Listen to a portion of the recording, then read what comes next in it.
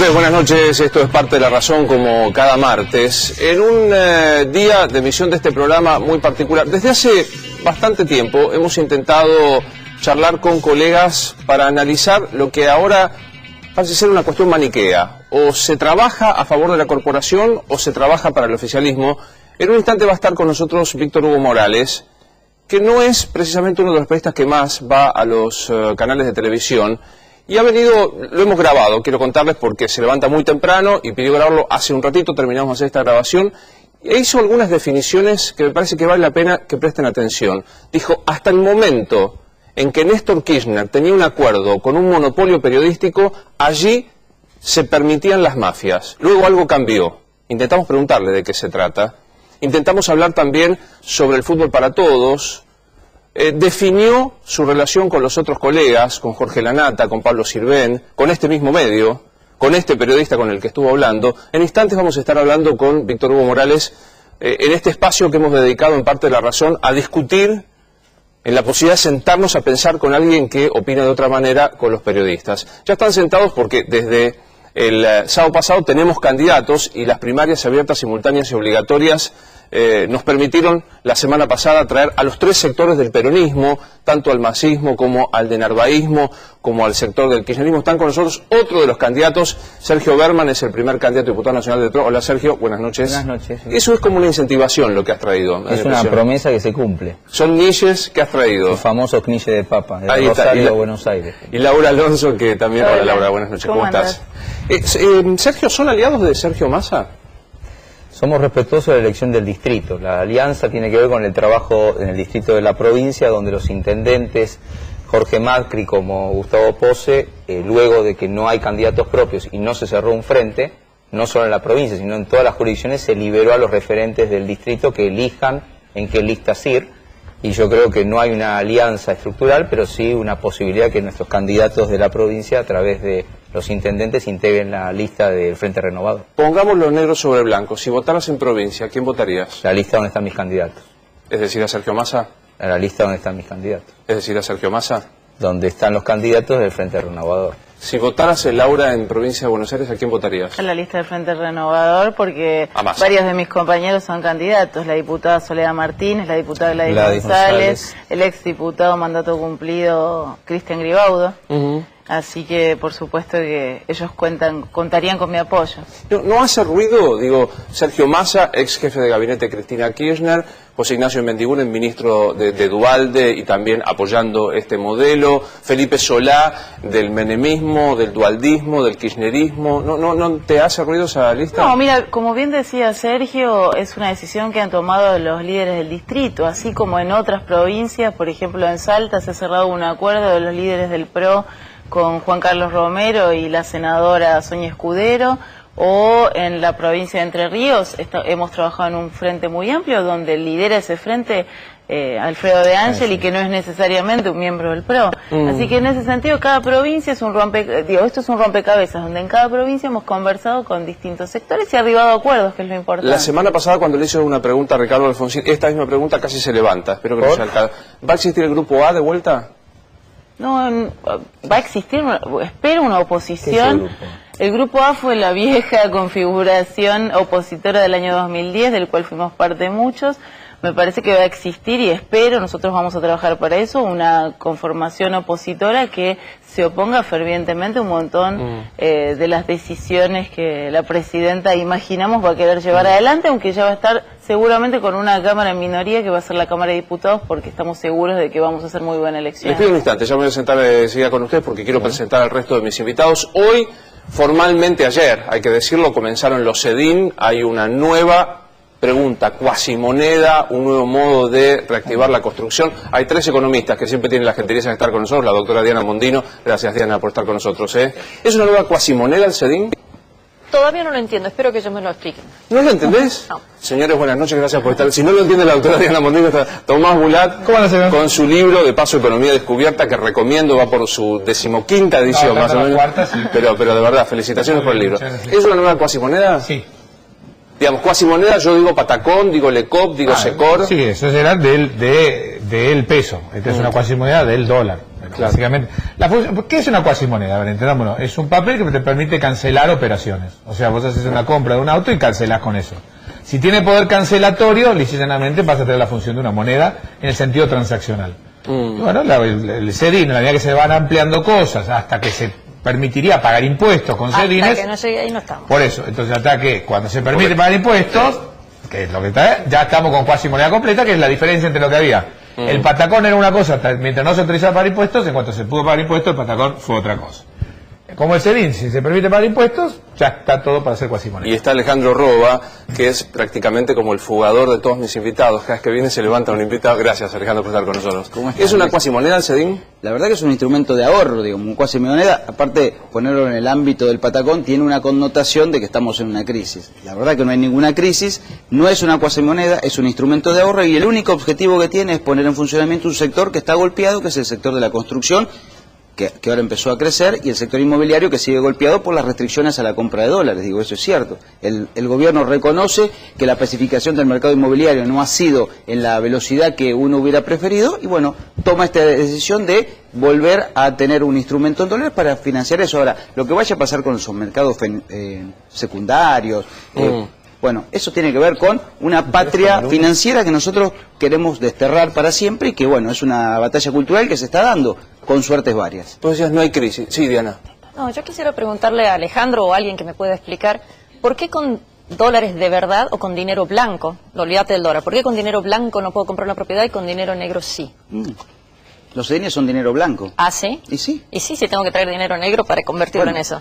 ¿Y por qué va a ser un instrumento de ahorro si no tiene ni liquidez, ni presta ningún tipo de brinda interés, ni tampoco conserva su valor en el tiempo, porque va a tener cotización secundaria? Porque es bonito lo que decís, pero... Primero porque se va a exteriorizar, digamos. Primero, blanqueo de capitales hubo en este país y hay, por lo menos, en los últimos años, en 13 países, Estados Unidos, todos esos países... Como ninguno. Bueno, todas las exteriorizaciones todos los que ha países habido, tienen su singularidad. no, ahora. Todos ha sido que no vas preso por no haber pagado. Pero en este caso, no vas preso, no te cobro multa, no te cobro los impuestos que hubieras tenido que pagar. Pero eso siempre. Y por si eso no, jamás. Sí. Y por si eso fuera poco, sos el único que puede hacer ciertas transacciones. Bueno. No, señor. En todas las instrucciones que te decían es en un blanco te permito traer y te dejo pagar las multas en cuotas. Te escuché decir no, Sergio. Perdón.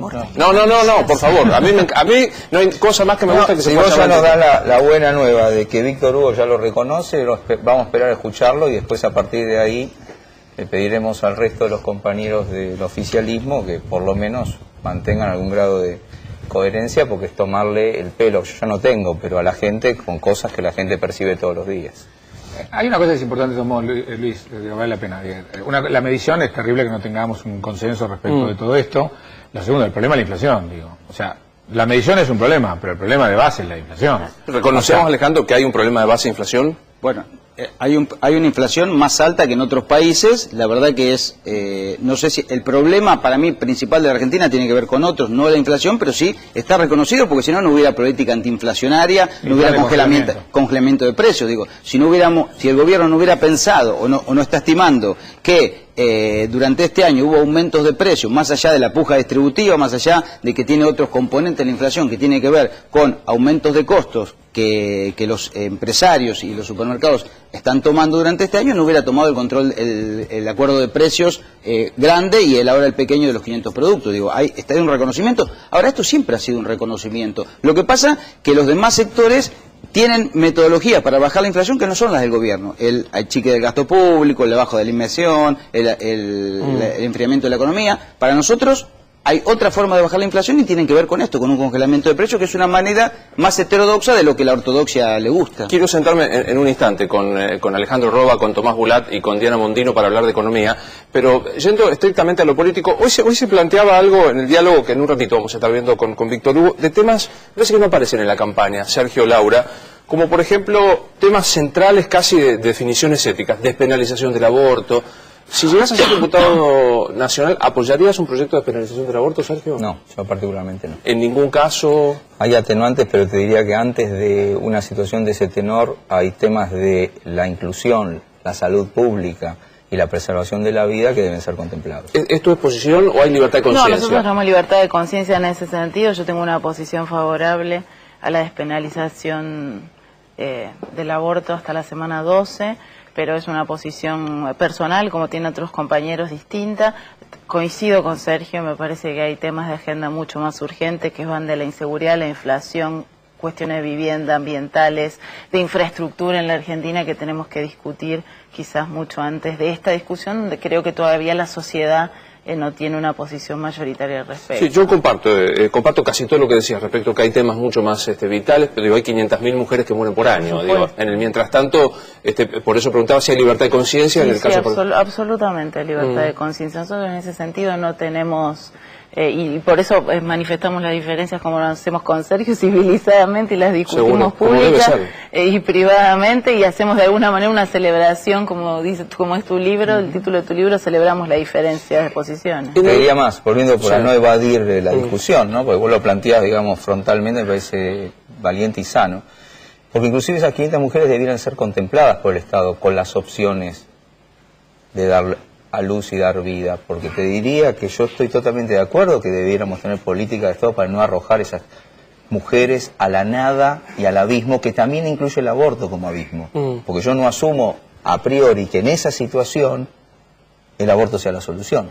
Yo te diría que hay un espacio que hasta podemos discutir, legislar, etc., pero lo que no podemos dejar de hacer es contener esa franja de mujeres y no suponer que el aborto es la solución, o la única excluyente, o que no haya una política de Estado que le dé también la opción. Hay mujeres, a mí me consta, que si tuvieran la opción de dar a luz, si alguien se hiciera cargo de ella o de la criatura, lo podrían contemplar. O sea que inclusive la libertad de tomar esa decisión debe ser entre una política de Estado de contención y no de margen. Incluso una prevención anterior, ¿no? O sea, creo que nadie desea que una mujer pase por uno de los Pero ¿sabes lo que me parece bueno? Inclusive que una discusión de ella sea transparente. Y no es transparente, digamos, nadie fija, por eso se las pregunto directamente. Está transparentada, porque usarlo sobre los casos puntuales de la Corte Suprema, donde en casos muy específicos está despenalizado, para encubrir el verdadero debate, que es liberalizarlo, me parece que es mejor tener un debate sobre liberalizarlo y no utilizar un atajo jurídico como pasó en el caso donde te diría, mi hago la paradoja, porque inclusive la Presidenta de la Nación piensa como yo. La Presidenta está en contra en todos los casos, salvo en los dos previstos en el Código Penal, riesgo de salud de la madre o en inviabilidad de... Mirá qué interesante, esto ya demostraría que el principio de nuestras diferencias es la conciencia y no la afiliación partidaria. Sergio, en algún momento se planteaba Macri es el límite, me acuerdo cuando Wiener lo dijo, cuando el propio Alfonsín. ¿De Narváez para ustedes un límite? No, en absoluto, se hubieron conversaciones permanentemente para establecer un frente, hay un antecedente. Es más, te diría, el PRO, por cómo quedó conformado, más Mauricio en cómo se manejó, fue lo más plural y abierto, porque habló con todos los que podría tener una conversación para armar los frentes. Digo, ¿el de Narváez de Moyano no es un límite para ustedes? No, nosotros no ponemos límites personales. Nuestros límites, en todo caso, son discusiones que tienen que ver con políticas públicas y ni siquiera te diría dentro del arco democrático. O sea que si hay un problema y hay un acuerdo respecto de cómo resolverlo y cómo encarar la orientación de esa política, nosotros estamos siempre dialogando con todos los sectores. Como se dialoga en la legislatura, donde Sergio es legislador hace 2 años y nosotros somos minoría. Y todo lo que se legisla en la legislatura surge de acuerdos, sí o sí. Cualquier cosa, desde un proyecto de declaración hasta una ley, se dialoga y se construye con los distintos sectores. Una muy concreta. Imaginen que se vuelve a la época del Grupo A y hay mayoría de la oposición. ¿Votarían un presidente de la Cámara del oficialismo o de la oposición? ¿Qué es el Grupo A? El Grupo A de Patricia Bullrich, cuando era toda la oposición unida frente al kirchnerismo. Yo lo que creo, mirá, que acá no hay oposición. Oposición es cuando vos perdés una elección. Cuando vos vas a una elección sos una alternativa. Entonces yo lo que te diría acá, no hay ningún sentido de plantearlo como oposición, porque ya el argentino promedio tiene claro lo que nosotros estamos discutiendo, que tiene que ver con la democracia republicana, que significa muy sencillamente que muchos partidos diferentes, y hay que apuntárselo a cada candidato para esta elección, que no pensamos igual, estamos de acuerdo en defender la Constitución, la división de los poderes y ponerle límites a un poder cuasi absoluto. Entonces, todo ese grupo de personas que somos de partidos políticos diferentes, ya tenemos una conferencia, no hace falta ni A, ni B, ni C, porque todo el abecedario está escrito en la Constitución de la Nación, que es lo que vamos a ir a defender. Y el resto que sigue insistiendo con lo que la gente ya no quiere, porque la verdad la gente no quiere este tipo de abuso, atropello, ¿sabes por qué, Luis? Porque nos ponen en discusiones ideológicas cuando no superamos la lógica. Yo digo, mira, la lógica es la regla de juego. Y una vez que restituyamos plenamente la regla de juego, que es república, Para no hablar difícil, porque si uno dice, regla de juego, vos sos libre adentro de la ley, fuera de la ley no sos más libre. Y estamos perdiendo cada vez más libertades, que no quiero enumerar ahora, porque la gente ya las conoce, y me parece que hay una cosa muy fácil para el 2013. Muchos partidos diferentes con sus candidatos restablecen la regla de juego, y a partir de ahí volvamos a discutir las posiciones ideológicas, que discutamos ideas y no personas. Les agradezco mucho, especialmente los niños. Y eso es una promesa que está cumplida, como, bueno, el voto que también te vamos a pedir. Muchísimo. No voto en Capital Federal. No voto. Voto en Santa Fe. No importa, tenemos opciones en Santa Fe. Miguel del Cel. De ninguna manera. Ya lo dije públicamente. Lo siento, y como lo he dicho, tengo que decirlo frente a ustedes. Creo que Miguel del Cel representa la ostentación de la ignorancia en la política, pero se lo tengo que decir. Pero tenemos que seguir discutiendo. Bueno, me parece que a esta altura, recién empezamos, tenemos tiempo para discutir. Seguro.